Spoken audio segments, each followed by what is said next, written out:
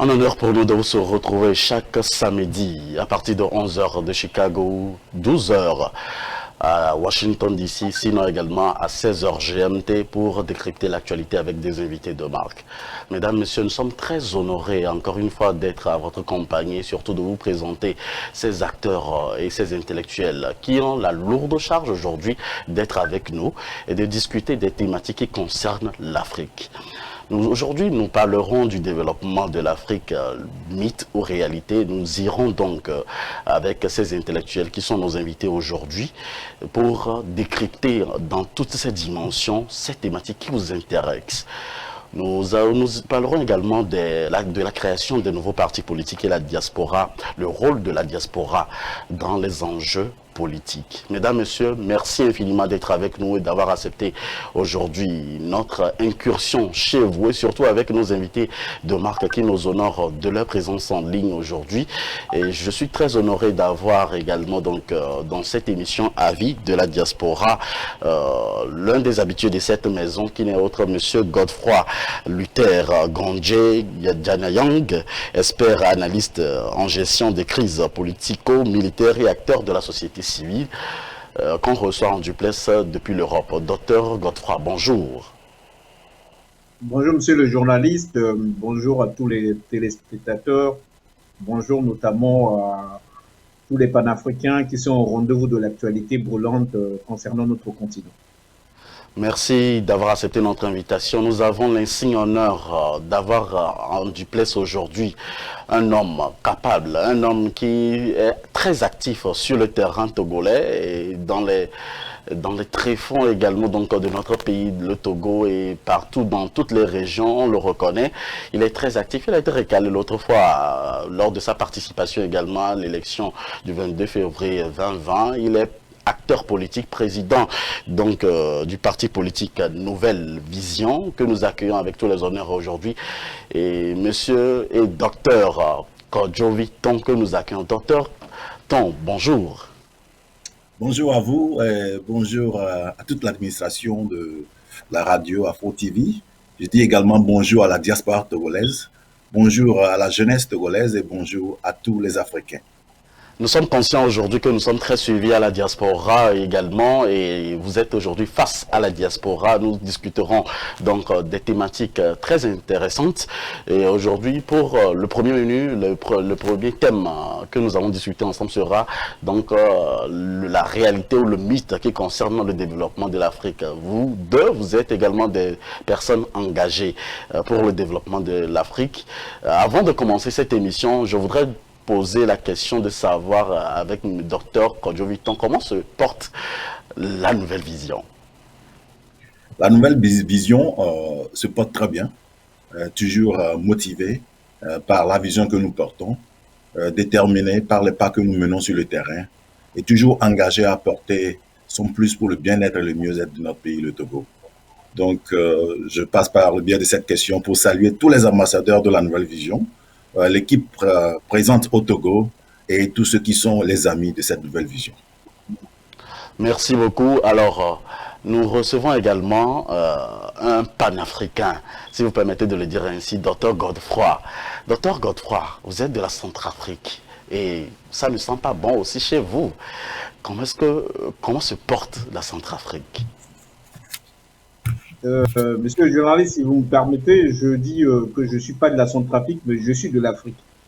Maintenant, continentalement parlant ou géographiquement parlant, je me soutiens en République centrafricaine.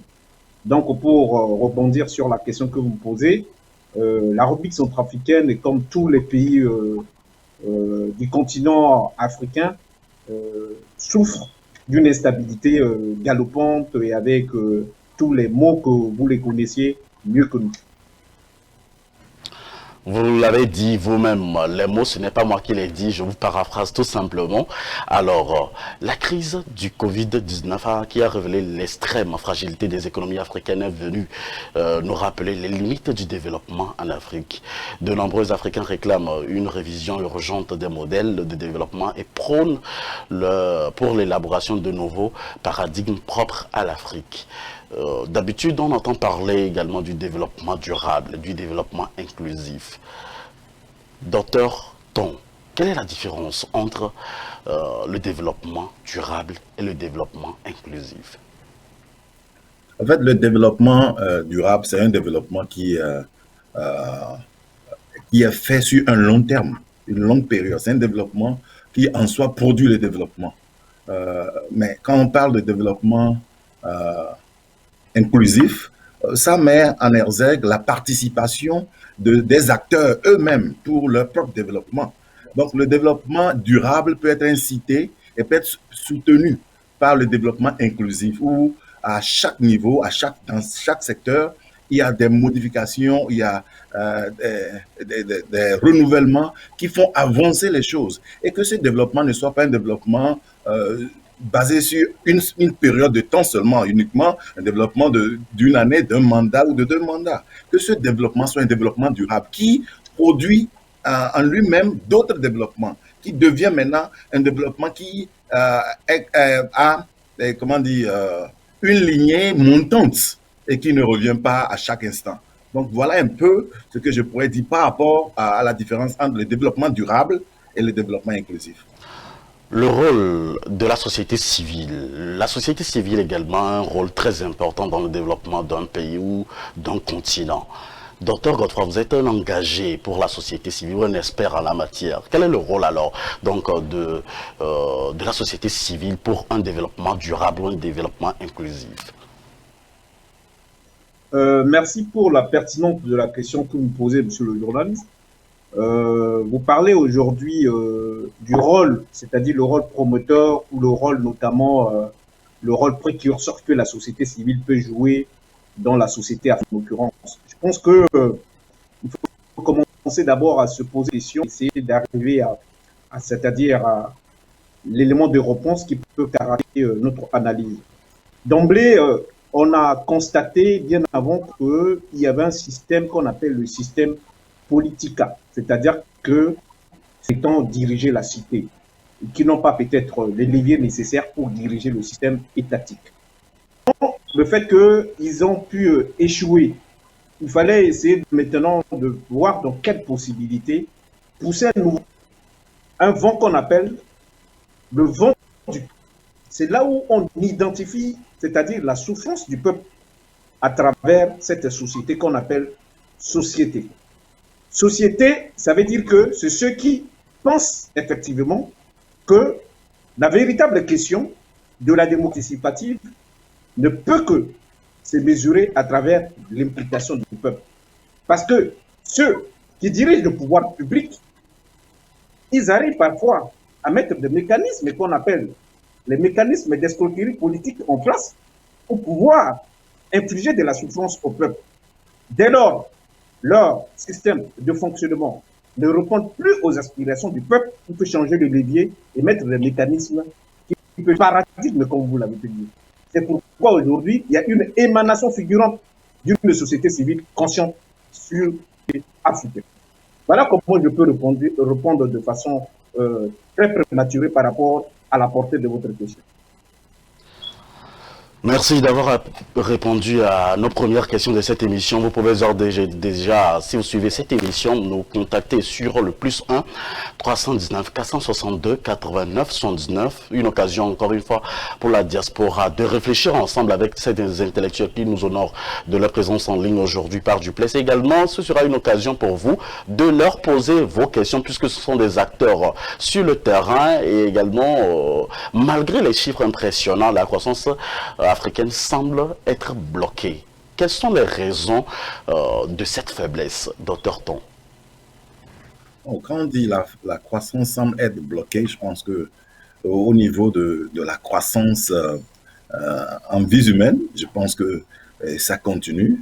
Mais si on remarque peut-être un ralentissement, c'est dû aux crises économiques que la société civile subit de nos jours. C'est de plus en plus difficile aux familles de prendre charge de leurs enfants, ce qui fait que certains, par le niveau économique qu'ils ont dans leur foyer, ils essaient plutôt de limiter. D'autres, c'est parce qu'il y a un nombre plus élevé d'Africains qui étudient et qui sont dans des occupations professionnelles qui leur réduit le temps de, de faire beaucoup d'enfants. Donc, quand on parle de la croissance sur le plan humain, je pense que c'est toujours, ça monte toujours, mais c'est ralenti un peu. Mais si on veut recadrer cette croissance au niveau du développement, nous pensons quand même que il y a beaucoup d'éléments qui sont à la base du ralentissement de la croissance économique de l'Afrique. Donc, je ne sais pas si votre question nous oriente plus vers la croissance économique ou bien la Justement. croissance démographique. Justement, les deux, parce que nous voulons parler également des deux, croissance économique et croissance démographique. Alors, quels sont les facteurs de cette faiblesse exactement, le docteur Godefroy? Vous venez d'écouter également l'intervention de Dr Tong concernant cette faiblesse. Vous êtes tout à fait d'accord avec lui et quel est votre point de vue sur cette question? Je pense que j'aurais une autre lecture. Docteur Tong vient à peine de brosser une partie des problèmes qui gangrènent ou qui pulvérisent notre système institutionnel en Afrique. Mais cette croissance, sur quel levier, sur quel indicateur on peut les consolider? C'est la véritable question. On parle de croissance lorsque on a un système macroéconomique qui répond au cahier des charges. Il y a un système de pilotage qui arrive notamment à gangréner le système économique africain.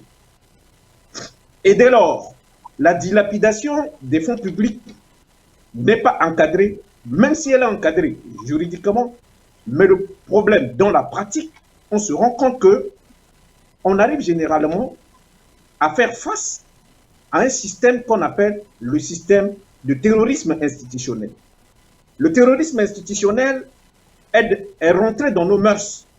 Mais comment on peut parler de croissance dès lors il n'y a pas la normalité, dès lors qu'il y a absolument des textes qui peuvent permettre à une société ou à un pays de pouvoir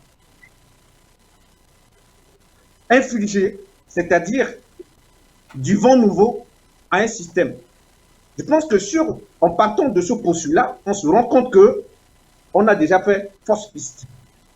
Nous sommes rentrés dans un cycle qu'on appelle le cycle d'un encadrement. Un encadrement qui est resté parfois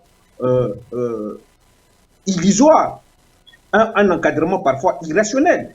C'est pourquoi l'abstraction ou le mythos est venu chapeauter notre système du fonctionnement économique en Afrique.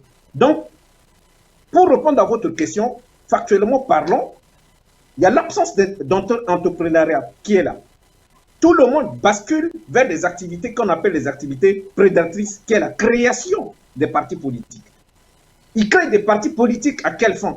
J'entends par le gestionnaire de la cité, c'est lui qui a une visibilité, c'est lui qui a une orientation, qui peut notamment mettre des mécanismes macroéconomiques, sociologiques ou géopolitiques ou géostratégiques permettant de pulser le système économique de nos États, ou le système macroéconomique, social, institutionnel et autres. Mais force est de constater que aujourd'hui, le système de pilotage a vu, fait de la sorte que notre système monétaire se porte à mal.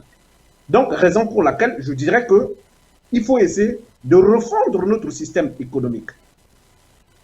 Comment refondre ce système économique? Puisque Dr Tong également vient de nous parler de la croissance économique et puis de la démographie. Comment, Dr Godefroy, comment refondre? Parce qu'il ne s'agit plus aujourd'hui de parler, mais il s'agit d'aller aux actes. Refondre le système économique, je pense que il faut d'abord partir sur un postulat qu'on appelle le postulat pragmatique. J'entends là le postulat, c'est-à-dire que nous n'allons plus faire, c'est-à-dire de la théorie. On a connu beaucoup de théoriciens qui sont des spécialistes, parce que tous les Africains, la plupart du temps, ils sont experts dans tous les domaines. Ils se disent autoproclamés experts dans tel domaine. Mais en termes de faisabilité, il se pose un problème. Et je pense que refondre notre système macroéconomique aujourd'hui, c'est d'aller sur la base de l'entrepreneuriat. L'entrepreneuriat va faire de la sorte que nous allons booster notre système macroéconomique. Nous allons mettre notamment en place tout un arsenal des règles juridiques. Nous allons d'abord transiger, c'est-à-dire par l'école qu'on appelle l'école citoyenne, avec une prise de conscience à travers la population. Et ceux qui dirigent le système institutionnel, il faut qu'ils arrivent à sortir de ce giron qu'on appelle le giron de l'impunité, le giron de la mauvaise gouvernance, le giron de copinage, le giron de braquage institutionnel. Dès lors, s'il n'y a pas cette prise de conscience, je pense que ça ne sera que de l'enfumage. Raison pour laquelle je proposerai la chose suivante. Il faut d'abord mettre sur la table d'abord un système qu'on appelle le système d'éducation à la citoyenneté. L'éducation à la citoyenneté va essayer d'être représentatif, étant comme un détonateur de prise de conscience. Et ce détonateur va amener la population à une prise de conscience.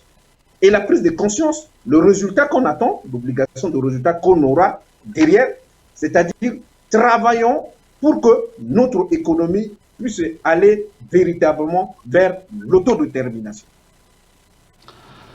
Parce que sans le travail, je pense que nous ne ferons que du pilotage à nous. Justement, tout ce que vous venez de dire, entrepreneuriat, éducation, citoyenneté, sont les leitmotifs de la nouvelle vision. On a vu la nouvelle vision faire certains actes, poser des actes sur le terrain, surtout ouest-africain. Docteur Kodjoviton, vous nous parlez également à l'instant donc de la croissance économique et démographique. Quel a été l'impact, je vais faire une petite digression si vous me le permettez, quel a été l'impact de ces actions précitées en matière donc de développement d'un pays et que vous en avez déjà fait l'expérience sur le cas du Togo, Dr Ton? Je pense qu'il y a un élément fondamental dont a fait allusion Dr Godefroy dans son intervention, où il a parlé de l'éducation citoyenne. Parce que quand nous n'avons pas, si nous n'arrivons pas à changer les mentalités, si nous n'arrivons pas à conseiller ou à encourager nos concitoyens à prendre en charge ce développement mental qui va vers le développement que nous souhaitons, peu importe ce que nous allons amener comme système, ça ne va pas marcher. Et c'est cela qui nous amène toujours au niveau de la nouvelle vision à faire référence à l'éducation citoyenne, à la transformation de la mentalité pour qu'ensemble nous puissions comprendre que ce développement, ou bien avoir un pays développé, ça commence déjà par un développement personnel. Et ce développement personnel n'a rien d'autre que ce changement de mentalité qui amène tous les citoyens, peu importe votre niveau, à savoir quand même que nous avons une responsabilité et une tâche à assumer pour qu'on puisse l'atteindre. Donc, clairement, au niveau de la nouvelle vision, nous continuons tous les jours à travailler sur ce changement de mentalité, à faire savoir à chacun de nos citoyens que le développement ne viendra de nulle part. Et ce développement que nous souhaitons avoir doit obligatoirement avoir une vision claire, une vision très limpide. Et nous devons savoir là où nous allons. Et cela me permet également de remonter un peu sur la question posée à Dr Godefroy par rapport à la refondation au fait de l'économie. Je pense qu'il a bien dit. Aujourd'hui, quand nous parlons de croissance économique, quand nous parlons de croissance démographique, il faudrait toujours avoir un repère. Mais si déjà dans nos économies, il n'y a pas au fait un cahier de charge, il n'y a pas une structure donnée, c'est déjà difficile d'évaluer s'il y a croissance ou pas. Donc je pense que dans les économies africaines, la plupart du temps, il y a un manque de structure organisée qui permet d'évaluer au fait les pas posés tous les jours. Donc quand nous parlons de refondation, il faudrait d'abord qu'on arrive à développer, à identifier ce que nous voulons avoir comme développement. L'Afrique veut avoir quoi comme développement? Et c'est quoi nous pourrons définir comme développement? Parce qu'il est important de faire la différence entre les différents développements. Je me dis toujours, en donnant l'exemple, pour dire que un mouton développé et un cheval développé n'ont pas les mêmes tailles. Mais qu'est-ce que nous attendons comme développement? Et si nous arrivons à définir ce développement, ça nous permet de savoir les valeurs recherchées pour atteindre ce développement. Et ce sont ces valeurs-là qui doivent fonder et qui doivent être les fondamentaux de nos éducations pour qu'on puisse ramener tout le monde vers ce développement. Donc, au niveau de la nouvelle vision, nous continuons à travailler sur ce changement de mentalité, cette éducation de masse pour pouvoir arriver à faire l'analyse pour savoir ce que nous devons tous faire pour aller de l'avant. Merci, docteur Roton, d'être avec nous aujourd'hui. Et si vous venez donc de rejoindre la grande famille des amis internautes et téléspectateurs d'Afro-Web TV, cette émission, c'est une émission interactive. Et nous avons le premier auditeur qui nous appelle de l'Europe en ligne. Auditeur, bonjour. Bonjour. Bonjour à tes invités, Moïse. Oui. En l'occurrence, un docteur Ton que je connais personnellement. J'aimerais réagir. C'est Philippe Amédouchi depuis la Belgique. Allez-y, monsieur Philippe. J'aimerais réagir par rapport à l'intervention du dernier intervenant, dont le nom m'échappe. Docteur Godefroy. Et Docteur Godefroy, qui propose, et je suis d'accord avec lui, de sortir des terrains battus, de la théorie pour entrer dans la pratique. Mais lorsque je l'entends parler de postulat, je suis un peu perplexe. Cher docteur, je vous entends dire que l'Afrique ne travaille pas suffisamment. Dans quelle posture vous mettez-vous? Dans la posture de gouvernant ou dans la posture d'un scientifique ou dans la posture d'un acteur politique? Lorsque je vois nos parents se lever à 6 h du matin pour se coucher à 20 h, vous n'allez pas dire qu'il n'y a pas de travail qui soit fourni. Est-ce que le problème n'est pas ailleurs? La mécanisation de nos productions. Est-ce que le problème, vous dites qu'on ne consomme pas? Comment l'Africain peut-il consommer s'il n'a pas de pouvoir d'achat? C'est-à-dire l'intermédiaire qui lui permet d'aller sur un marché, je dis au marché, pour acheter pour. Donc aujourd'hui, il n'y a plus de troc. Il ne peut pas prendre 2 chèvres chez lui pour aller prendre du maïs.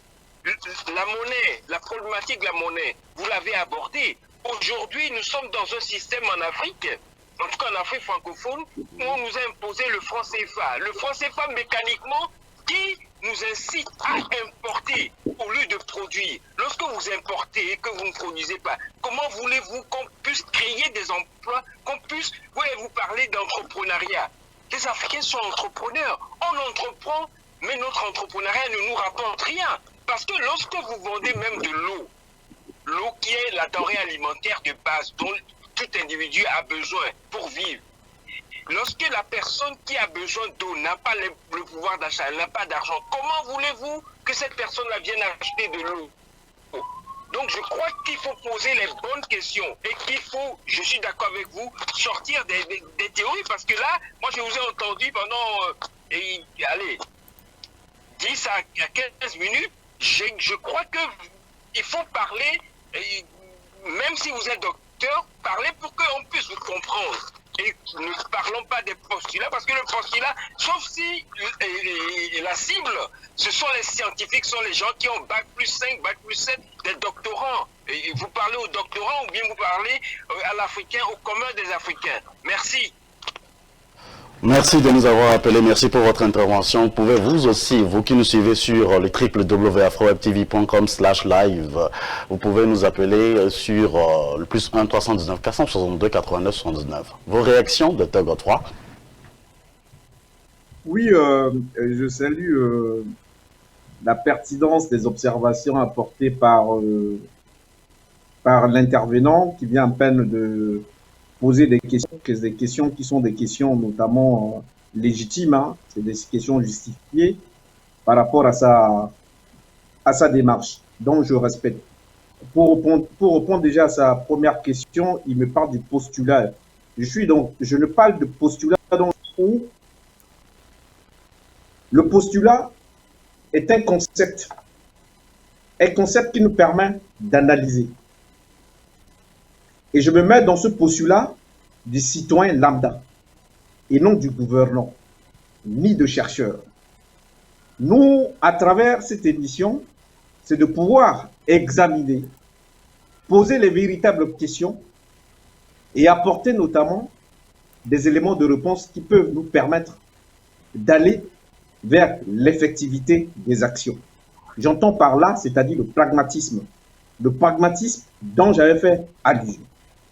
Deuxièmement, il a soulevé un point en parlant, c'est-à-dire que il y a l'absence de mécanisation qui fait qu'aujourd'hui, il y a un retard consécutif en termes de rentabilité. Je l'admets. Mais maintenant, lorsque nous arrivons sur le constat, on a une autre. On est africain, il faut arriver à se dire parfois certaines vérités. Vous imaginez, quand on parle de l'absence de mécanisation, à l'époque, bien avant que la révolution industrielle a eu lieu au XVIe siècle, comment nos parents vivaient? Mes réflexions. Il n'y avait pas notamment la famine à l'époque. On peut parler aujourd'hui de la surpopulation.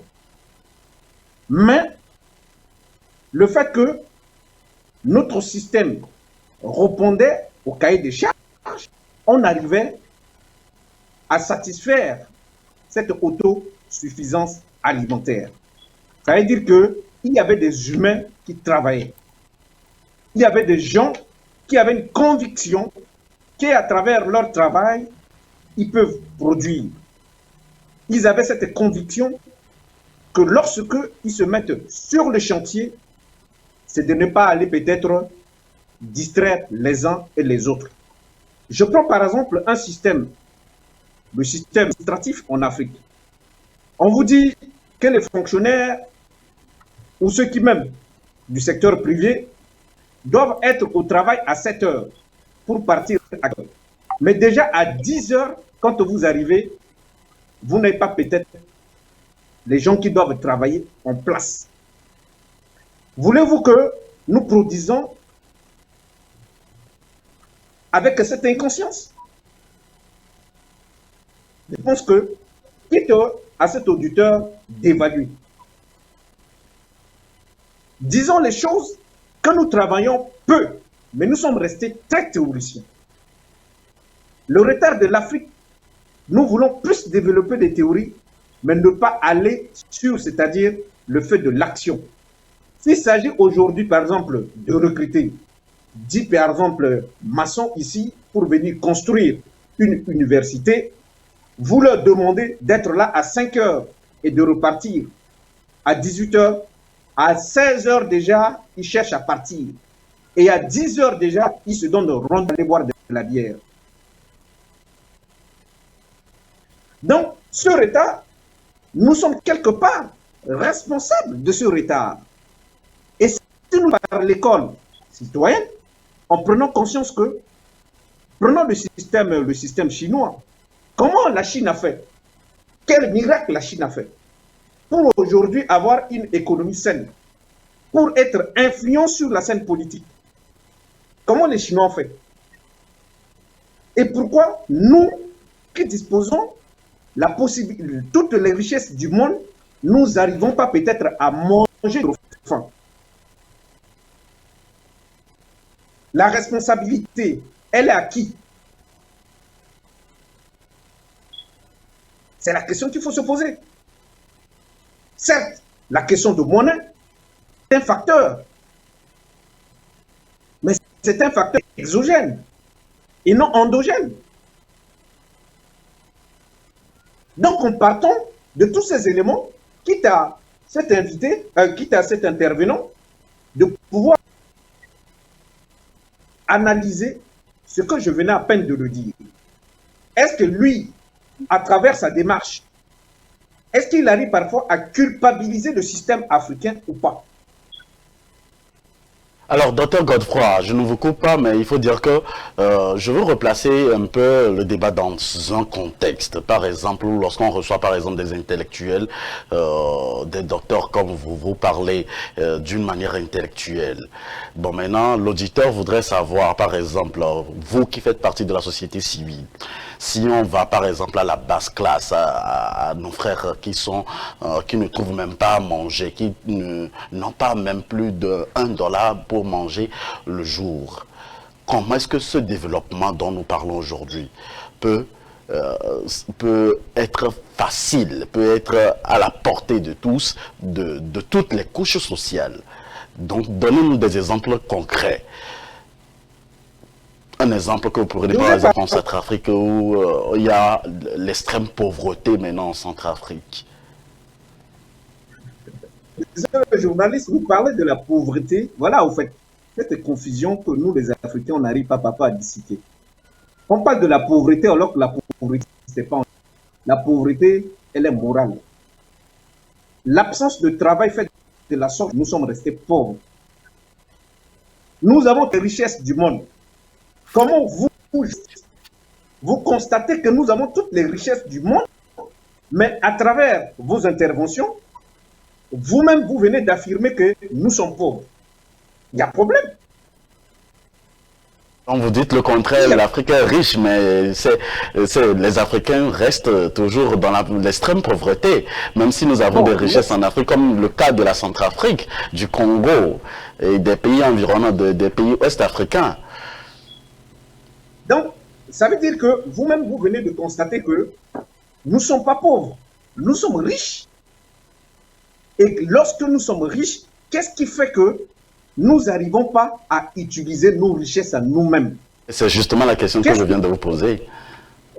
Qu'est-ce qui fait que, et c'est ce que je disais entre-temps, je disais entre-temps que nous avons un système politique qui va vers la prédation.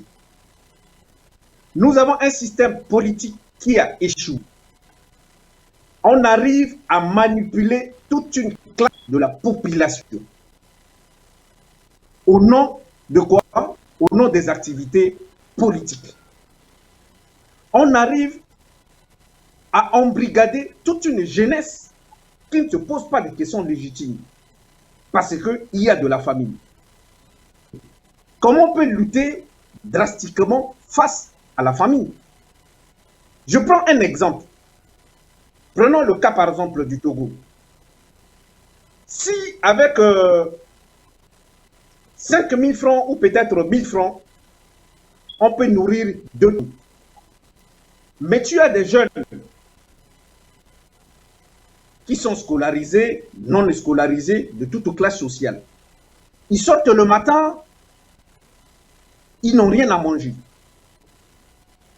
Mais quel est le système politique? Quel est notamment des exigences au niveau du pouvoir public que le citoyen peut faire pour participer, même s'il n'est pas recruté? Le citoyen qui n'a pas trouvé à manger peut participer au développement. C'est ça la question. C'est là où la question se pose, docteur. Il peut participer au développement comment? En lui disant que, écoutez, vous, votre domaine d'activité, vous êtes artiste. Votre domaine d'activité, vous êtes peut-être vendeur de l'eau. Mais l'État, qui est le premier donateur, doit mettre un système de distribution de richesses. Nous allons centrer donc plus tout sur l'État et croiser les doigts pour ne plus rien faire. C'est ça aussi l'autre question. Nous avons un autre auditeur en ligne qu'on va recevoir rapidement, Dr Godefroy. Auditeur en ligne, bonjour. Oui, bonjour mon frère Moïse, bonjour aux deux panélistes. Oui. C'est Wadja qui Bonjour. m'appelle. Merci monsieur Wadja, allez-y, vous avez 3 minutes. Merci beaucoup mon frère.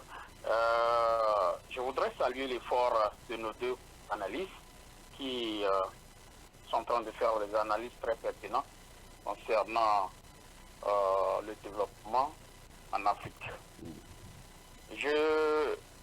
Pour ma part, je vois, si nous prenons le développement selon la définition claire, quand nous parlons de définition de développement, il y a 3 critères principaux qui sont mis en jeu.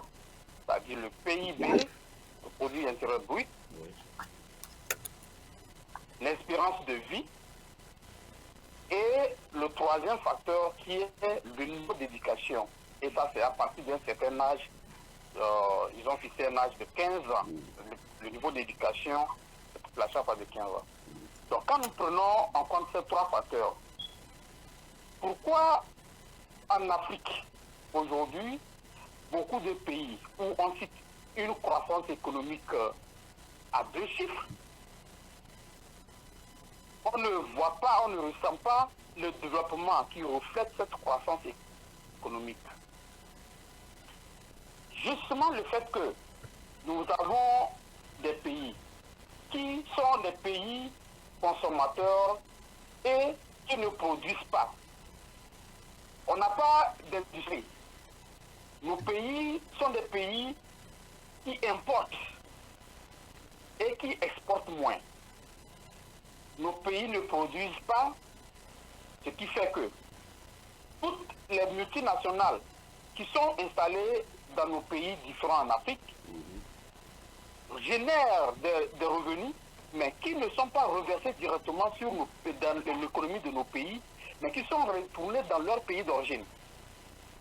Donc, en quelque sorte, quand on utilise tous ces indices-là pour calculer une croissance et parler d'un développement, vous comprenez que nous-mêmes, nous avons besoin de pouvoir produire, de pouvoir consommer et ensuite exporter. Ce qui permettrait, quand nous calculons une croissance économique, on verra véritablement que cette croissance va impacter directement le développement du pays. Donc, nous avons encore du chemin à faire. Il faut que nos pays arrivent à industrialiser nos pays. Encore 30 secondes. Oui, arriver à industrialiser nos pays, pour qu'on puisse produire chez nous et ensuite exporter et encourager la consommation locale. Donc c'est d'où l'esprit de citoyenneté en Afrique vient. Il faut que tous les citoyens changent de mentalité et consommer local, d'abord produire et puis consommer local. Donc c'est ça qui va refléter le développement des pays africains. Merci, comme mon père écrivait, je vous remercie et bonne émission à vous.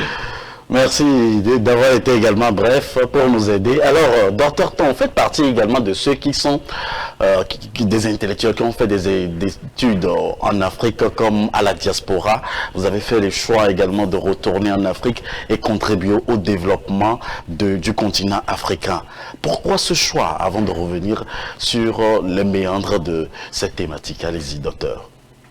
Après, personnellement, quand tu fais tes efforts de vie et que tu arrives à un point et tu vas vouloir vivre ta passion, la passion de l'être, c'est pouvoir faire ce qui répond aux aspirations de ton cœur et ce qui porte des impacts positifs sur la vie des autres autour de toi. Donc, arrivé à un moment, après mes études, après tout le temps passé ici aux États-Unis, je me suis vu comme un outil essentiel qui pourra influencer positivement la vie de plusieurs jeunes autour de moi. Et c'est ce qui m'a donné ce courage de retourner et de pouvoir servir d'exemple, de vivre la réalité et de changer depuis le terrain ce que je peux changer pour qu'enfin tout le monde arrive à voir que c'est possible au Togo. C'est possible en Afrique. Donc, c'est ce qui m'a motivé à retourner pour dire oui, nous sommes venus, nous avons appris à l'étranger également. Nous avons vécu des expériences, que ce soit positives ou négatives, mais après, il faut une restitution dans nos pays. Et vraiment, c'est ce qui m'a poussé à retourner. Et car je vois qu'il y a beaucoup de boulot à faire quand on parle de développement dans le pays. L'auditeur vient de le dire, il y a des facteurs on cite des fois, par exemple, le PIB et autres, quand on parle de développement. Mais pour nous également, il faudrait développer, il faudrait quand même définir le développement comme, au fait, le panier de la ménagère pour voir comment les gens arrivent à tout niveau à vivre. Quelqu'un dans un village, même pas loin de la capitale, qui ne peut même pas se soigner en cas de besoin. Quelqu'un dans un coin qui a besoin d'aide et qui n'arrive pas à le faire. Donc, je pense quand même que tout cela a motivé mon engagement à rentrer au pays pour aussi apporter ma pierre à l'édifice de la nation. Apporter la pierre à l'édifice, les auditeurs aussi sont privilégiés dans cette émission pour apporter la pierre à l'édifice et peuvent nous appeler sur le plus 1 319 462 89 119. Nous avons un des téléspectateurs en ligne. Téléspectateur, bonjour. Bonjour. À qui ai-je l'honneur, s'il vous plaît? Vous avez l'honneur à M. Combaté depuis Maryland. Monsieur Combaté, allez-y pour votre intervention. 3 minutes. Merci. Je remercie d'abord les deux panélistes pour leur disponibilité à venir à discuter du développement de l'Afrique. Et actuellement, moi, je vois le problème sur plusieurs angles, mais je voudrais apporter de l'eau au moulin à l'auditeur qui vient d'intervenir. Il parlait des multinationales qui partent avec nos ressources. Moi, je dis, pour partir avec leurs ressources, la monnaie a un problème là-bas. On doit considérer le problème monétaire. Parce que nos économies sont tenues par la monnaie. Parce que si les multinationales réussissent à partir avec leurs gains qu'ils font dans nos pays, c'est à cause du franc CFA. Ça, c'est un. Deux, je pense que le développement doit d'abord être endogène avant d'être exogène. Parce que nos pays ont tendance à négliger l'investissement dans l'humain, c'est-à-dire human capital. Ils n'investissent pas assez dans le développement humain, dans la formation professionnelle et dans des domaines bien précis qui peuvent nous amener à des découvertes et à l'autodéveloppement. C'est ce que la Chine a fait. La Chine s'est recoquevillée sur elle-même et a bossé dur, a investi dans les recherches, que ce soit sur le plan médical, sur le plan technologique, sur beaucoup de plans, et a aussi profité de l'expertise d'autres pays qui sont un peu avancés, avec une technique de je commande chez toi, tu produis chez moi, et moi je copie, c'est la condition. Je copie ta technologie et je l'ajoute à ce que moi je fais. Mais nos pays ont tendance à se donner aux imports-exports, comme vous le dites, c'est triste. Donc moi je pense qu'on doit d'abord investir dans l'humain. Le développement commence par l'investissement dans l'humain et ensuite créer une classe moyenne. Quand on n'a pas une classe moyenne, la pauvreté va s'asseoir. Parce que dans nos pays actuellement, on a la classe des riches et la classe des pauvres. On n'a pas la classe moyenne comme aux États-Unis. Ça nous tue. Et ça, pour créer une classe moyenne, moi, à mon humble avis, il faut revoir nos salaires, il faut revoir la gestion de nos ressources internes, c'est-à-dire la bonne gouvernance, et essayer de mettre un système social en place qui peut permettre aux Togolais lambda, bon pas aux Togolais, mais à l'Africain lambda, de pouvoir au moins avoir 2 repas ou bien 3 repas par jour. Ce n'est pas impossible parce que nous sommes extrêmement riches.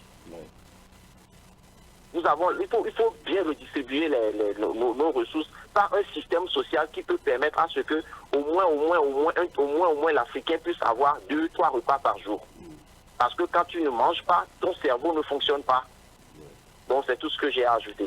Merci de nous avoir appelés et vous pouvez faire comme l'économiste qui vient de passer. Et merci à vous tous qui êtes avec nous. Docteur Kodjoviton, vos réactions sur l'intervention de cet auditeur.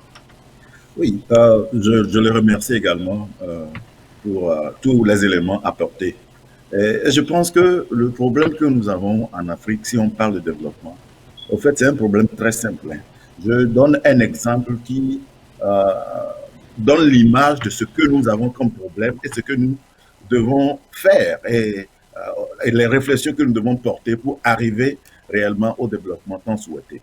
C'est comme des gens qui quittent Lomé, j'utilise le Togo comme exemple, qui quittent Lomé et qui vont dans un village lointain du Togo et sont partis avec des iPads et des téléphones un peu modérés et ils sont partis voir le chef de village et lui ont fait des cadeaux parce qu'ils ont besoin de certaines ressources du village.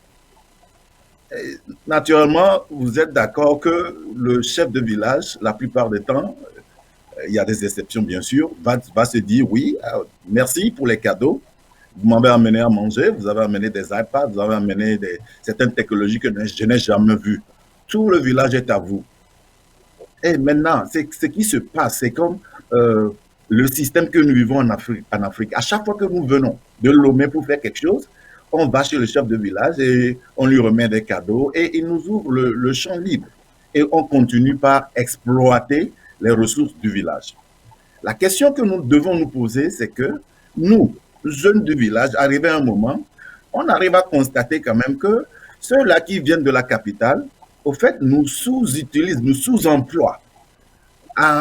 Mais on n'a pas, au fait, l'opportunité de pouvoir réagir, d'autant plus que nos chefs de village, que nous devons respecter, nous imposent la manière dont nous devons réagir. Maintenant, la question se pose là. Est-ce que nous allons continuer à vivre dans cette situation ou si ceux qui viennent de la ville, à chaque fois, même s'ils voient que le chef du village est un peu âgé, cherchent déjà un remplaçant pour pouvoir continuer les systèmes afin de continuer à exploiter le village.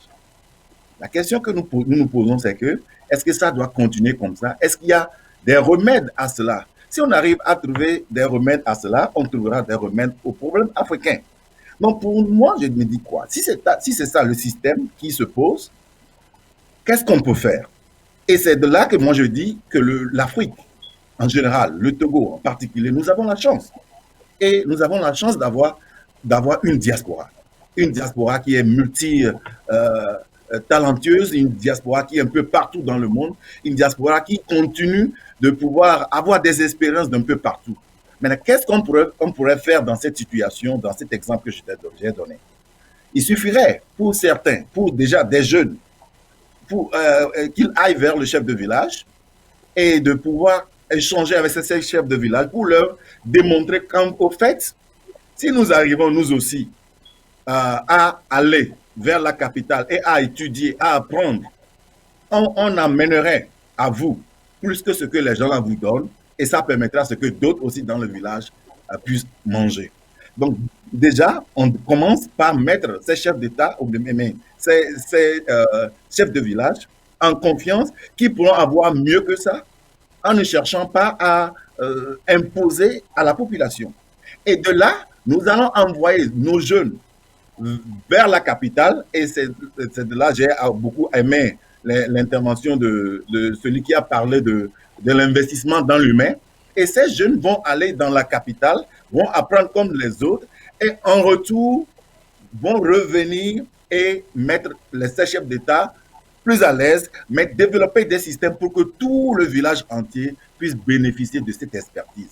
Et c'est le combat que nous avons devant nous. Et c'est pourquoi le thème aujourd'hui, la diaspora, les enjeux pour le rôle de la diaspora dans le développement est un thème vraiment très intéressant parce que c'est nous qui sommes ceux-là qui ont été envoyés maintenant, qui ont appris, qui ont eu l'expérience un peu partout, qui savent peut-être comment mécaniser l'agriculture, qui savent comment mettre un système technologique pour faire fonctionner l'État. C'est à nous maintenant de revenir avec ces expériences, pas pour combattre ceux qui sont là, parce que déjà le système est verrouillé, mais pour pouvoir essayer d'alimenter ce qu'ils ont comme esprit et de le faire savoir quand même qu'il y a de meilleurs plus que ce qu'ils font, afin qu'ils puissent nous aider à mettre sur pied des systèmes qui fonctionnent.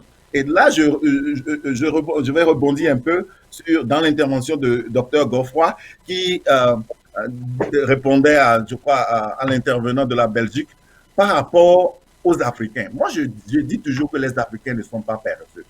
Mais c'est le système qui nous rend paresseux. L'exemple est palpable. Quand vous prenez 20 paresseux, je dis paresseux en guillemets, 20 paresseux togolais, que vous amenez aux États-Unis, après 6 mois, venez voir s'ils sont réellement paresseux ou pas. De la même façon, je pense quand même que quand on prend des travailleurs ici qu'on met dans le système, dans certains systèmes africains, après quelques temps, ils seront aussi phagocytés comme les autres.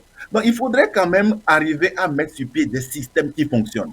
Et c'est cette opportunité de nous donner la chance de mettre sur pied ces systèmes qui fonctionnent, qui est le rôle, qui est le challenge que nous avons devant nous. Donc, je pense quand même que le développement, nous le concevons tous, nous savons de quoi il s'agit, nous pourrons le faire, mais sans mettre sur pied de ces systèmes-là dont on a besoin. Et oui, on met sur pied les systèmes, mais il faudrait que ces systèmes soient aussi accompagnés par des réflexions qui l'alimentent. Et c'est de là que l'éducation aussi joue un rôle fondamental. C'est de cette manière que moi je conçois le développement, la tâche que nous avons et la proposition pour que notre diaspora puisse prendre d'assaut l'économie de notre pays. Prendre d'assaut l'économie de notre pays pour pouvoir mettre sur pied d'une manière forcée ou pas un système qui fonctionne afin que l'économie puisse prendre de l'élan pour arriver aussi à hisser nos pays dans les concerts des nations.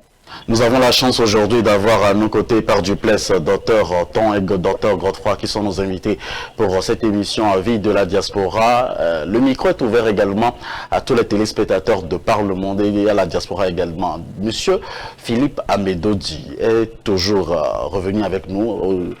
Monsieur Philippe, bonjour, rebonjour. Oui, rebonjour. D'abord, j'aimerais dire à monsieur Godefroy que c'est vrai qu'une bonne question vaut mieux que 100 mauvaises réponses, mais il n'a pas répondu à la question de savoir comment la Chine est arrivée à développer son économie. Et un des interlocuteurs, ou bien je crois que c'est M. Wadja, qui avait dit que la Chine s'est basée d'abord sur son marché intérieur, c'est-à-dire un développement endogène. Ça, c'est une première observation et c'est très très important. Nous, les Africains, bêtes que nous sommes, nous préférons aller importer, même à qualité égale, ce qui se produit à l'étranger, surtout en Occident, au lieu d'acheter ce qui se produit par nos propres frères et sœurs à côté. Là, je parle, j'en veux pour preuve, l'élevage, par exemple. Au lieu de consommer des produits surgelés, dont nous ignorons la qualité et l'origine. Deuxième observation par rapport à Dr Ton. Dr Ton, lorsque vous dites que vous avez donné l'image, l'allégorie du citadin qui vient convaincre le chef de village, lorsque je le ramène au cas du Togo, Dr Ton, qu'avez-vous pu faire en allant vers Fort ou en essayant de convaincre Fort de faciliter ou d'aider au développement du Togo? Qu'est-ce que vous avez obtenu? Nada.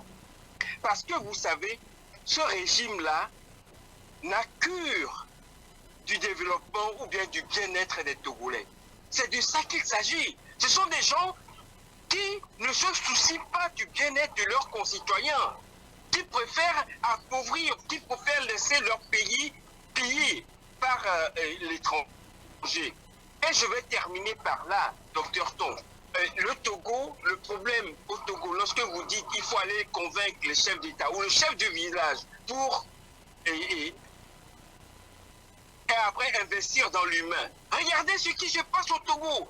Un ministre de la Santé qui, après avoir échoué de convaincre les syndicats de ne pas faire la grève, se permet de suspendre plus de 1200 directeurs d'école. Dr Ton, comment est-ce qu'on peut faire confiance à un chef de village qui a ce cynisme? Il faudrait que nous puissions mettre les mots sur les actes. Il ne s'agit pas de venir faire ou bien de parler la langue de bois. Le problème au Togo, vous avez cité le cas du Togo, vous êtes à côté de la plaque. Là, j'aimerais vous le dire en toute sincérité, le cas du Togo est atypique. Il y a des dirigeants qui n'ont aucune vision ni d'ambition pour leur pays et pour leur continent. Merci, M. Philippe Amedodji. C'est votre avis que vous venez de donner. Il y a toujours un autre auditeur en ligne. Bonjour. Vous êtes avec nous, vous êtes en direct sur Afro-Web TV. Allez-y. À qui ai-je l'honneur, s'il vous plaît? Emmanuel. Monsieur Emmanuel, allez-y. Vous avez 3 minutes. Ok. Donc, je suis ravi. Je vais aller dans le même sens que l'intervenant de tout à l'heure, celui qui a téléphoné.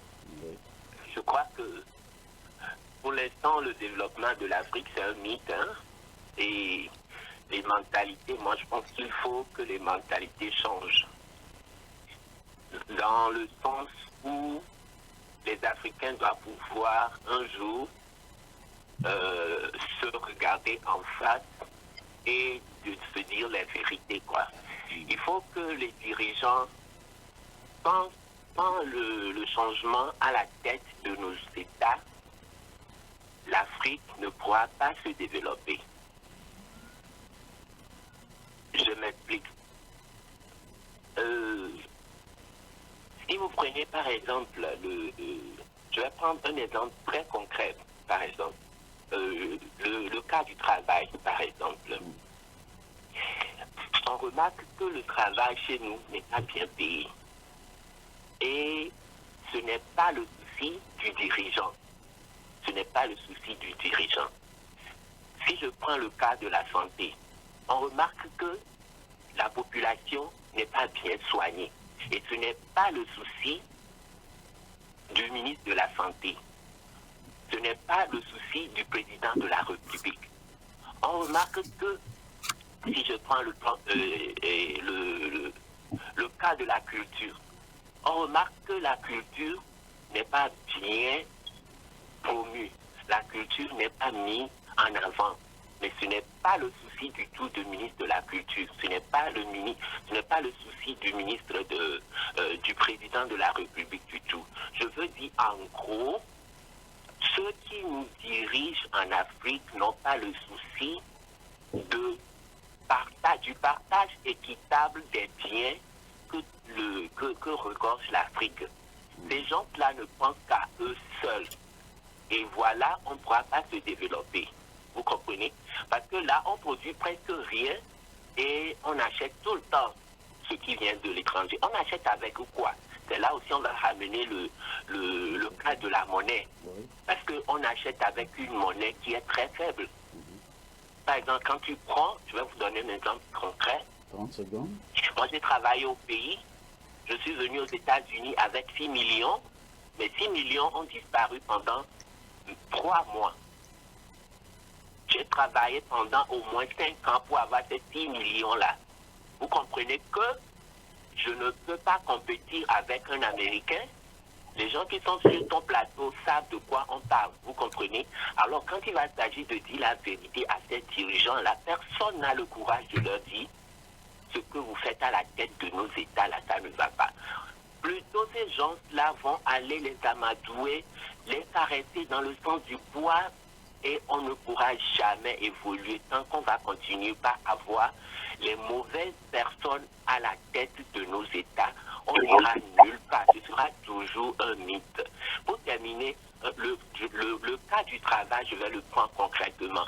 Par exemple, des fois, les gens se moquent de la diaspora. On vous dit, au pays, on vous dit de balayer les rues, vous ne voulez pas faire. On vous dit d'aller vendre à Imolou. Au marché, vous ne voulez pas vendre. Mais quand vous venez aux États-Unis ou bien en Europe, vous allez faire les chambres de ménage, les femmes de ménage, vous allez travailler dans des usines, des ceci. Les gens sont capables de faire ça dans la diaspora parce que c'est payé. Avec ça, ils peuvent nourrir leur famille. Par contre, au pays, un maçon, par exemple, celui qui est le maçon, les techniciens, ceux qui bâtissent nos pays en Afrique sont les plus pauvres. Les techniciens ici, quand tu travailles aux États-Unis dans la construction, même si tu es un menuisier, tu n'as rien à envier à un médecin parce que tu gagnes ton argent. Par contre, chez nous, au pays, les gens qui travaillent dans des trucs concrets, les gens qui bâtissent nos pays, c'est les plus pauvres. Les plus pauvres. Donc, on n'ira nulle part quand on va continuer par réfléchir.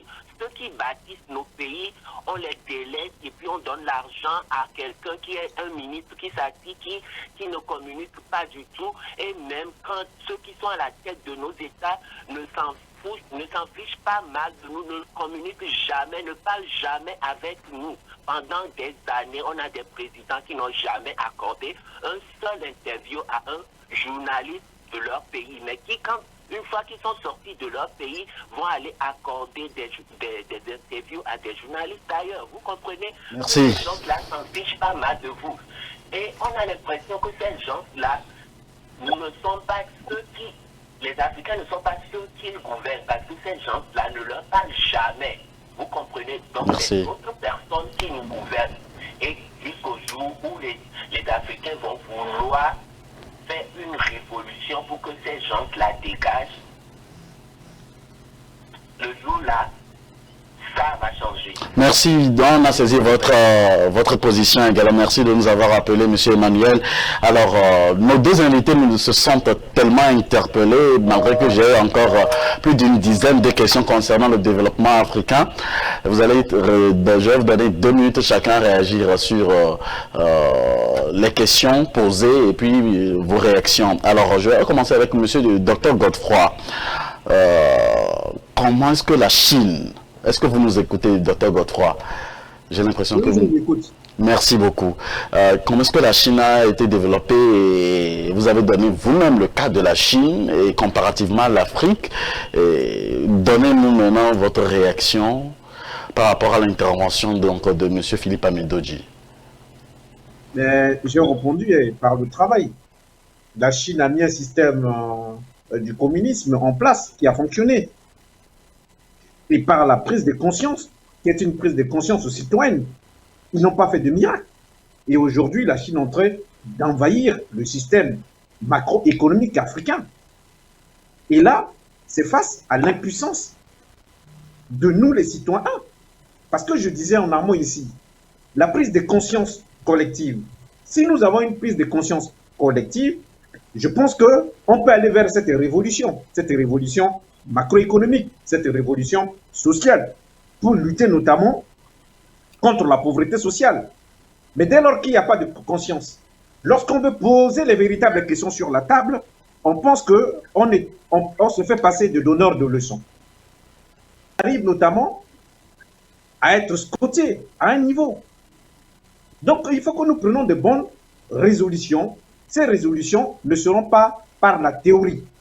Quand on invite un Chinois, par exemple, à 6 heures, de venir construire une maison, à 6 heures, il est là. Sa conscience l'invite à être 6 heures de travail, 6 heures accomplies. Et derrière ça, la rémunération est payée. On peut parler de la faiblesse de notre monnaie. Oui, c'est un facteur qu'il ne faut pas s'écarter là-dessus. Il ne faut pas utiliser la langue du bois que nous avons la monnaie qui est la monnaie la plus puissante en Afrique. Non, archi faux. Mais qu'est-ce que nous, les Africains, nous faisons effectivement pour lutter déjà contre la pauvreté? Nous laissons notre terrain à d'autres personnes de nous emporter un système qui n'arrive pas à être adaptable à nos réalités socio-économiques, anthropologiques. Qu'est-ce que nous allons inventer? Que préconisez-vous? Voilà les réalités inventées. Ils ont inventé un système qui cadre à leur... Et ça a fonctionné. Pour répondre à cet auditeur. Merci, Dr Godefroy. J'espère que votre minute est finie maintenant. Alors, Dr Kodjoviton, vous avez été au Togo, vous avez des ambassadeurs dans tous les coins du Togo. Et qu'avez-vous fait? Est-ce que vous avez rencontré le chef de l'État, Foresta Zemna Singbe, le président togolais? Et comment est-ce que vous contribuez au développement de notre pays, le Togo, de l'Afrique? Ça, avec la question donc de M. Philippe Amedodji, j'espère que vous comprenez également ma question. Oui, je pense que tout le monde sait, à tout niveau, il y a plusieurs Togolais, surtout de la diaspora, depuis plusieurs années, qui essaient de faire de leur mieux pour apporter un plus dans leur localité. Mais si nous voulons aborder le problème parlant de développement, je pense que c'est à un niveau plus macroéconomique. Donc, si c'est ça le cas, il faudrait mettre sur pied des systèmes. J'insiste sur ça parce que sans ce genre de système, ça ne peut pas fonctionner. Oui, on parle de la prise de conscience, mais des fois, je me dis également que la prise de conscience peut être même forcée. Je me souviens, bon, nous sommes tous africains, nous sommes togolais, des fois nous avons cette attitude-là dont a parlé Dr Godefroy par exemple, où on nous dit d'être à l'heure à tel moment pour pouvoir faire ce boulot, on vient peut-être 1 heure de temps après et autres. Mais qu'est-ce que les États-Unis fait par exemple? Je me souviens quand nous avons commencé à travailler dans les compagnies de production, on te dit par exemple que si tu n'es pas en retard durant 30 jours, tu as 8 heures de paiement de surplus.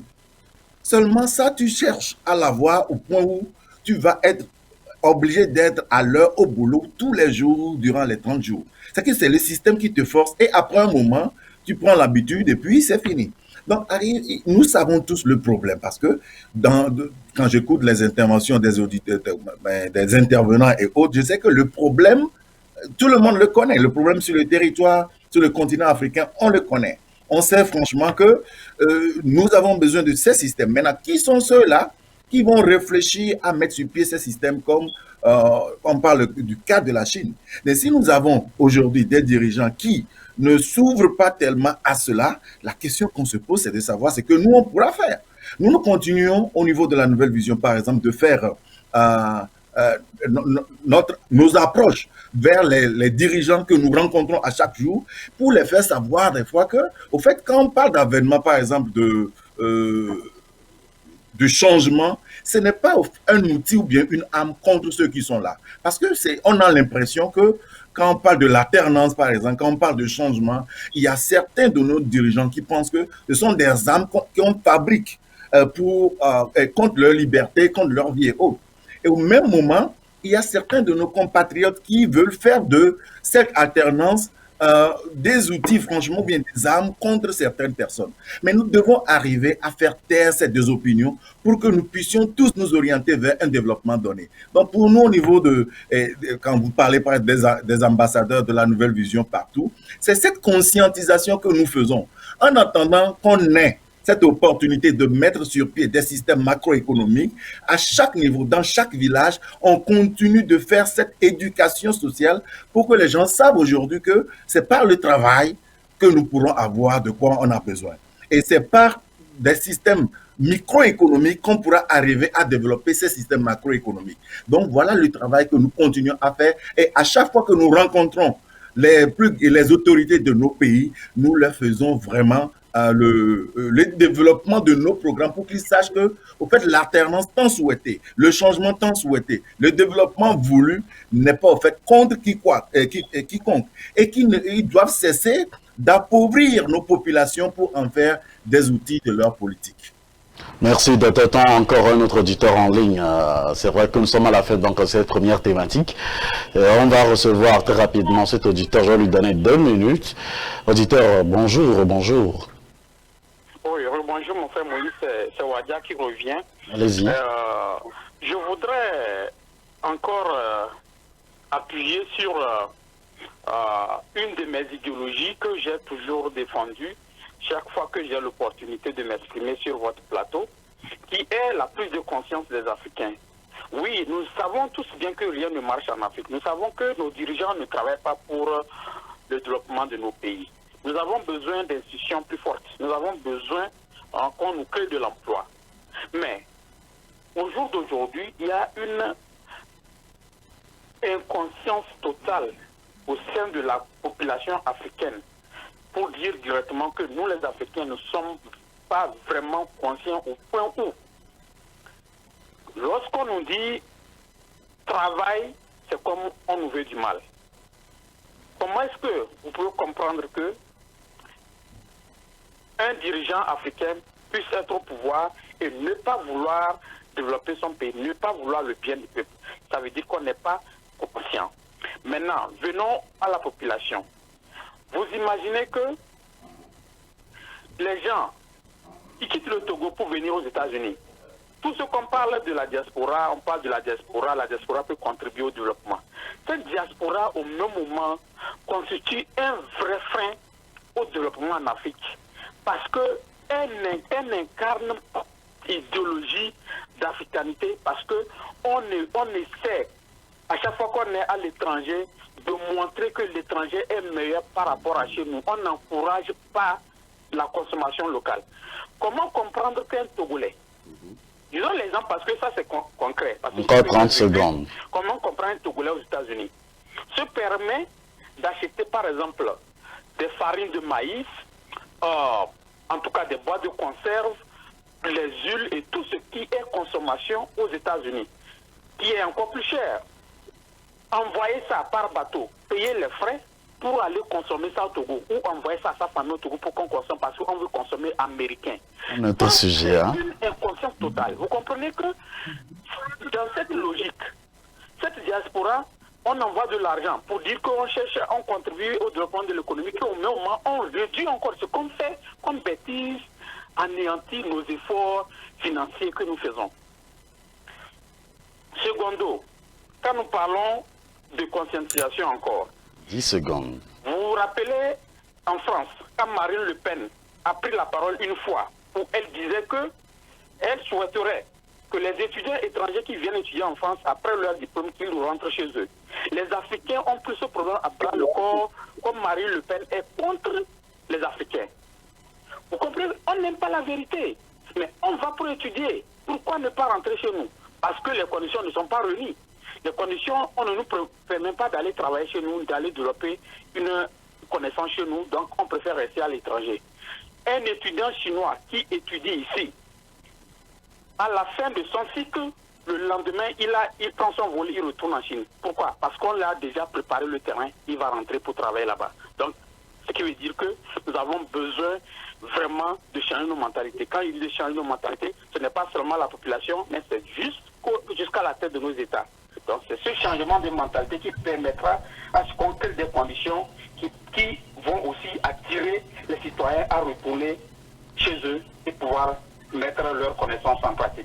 Merci de nous avoir appelé, M. Wadja, et merci à tous les auditeurs, tous les téléspectateurs, à vous surtout, qui essayez également de partager également ce lien sur Afro Web TV à vie de la diaspora.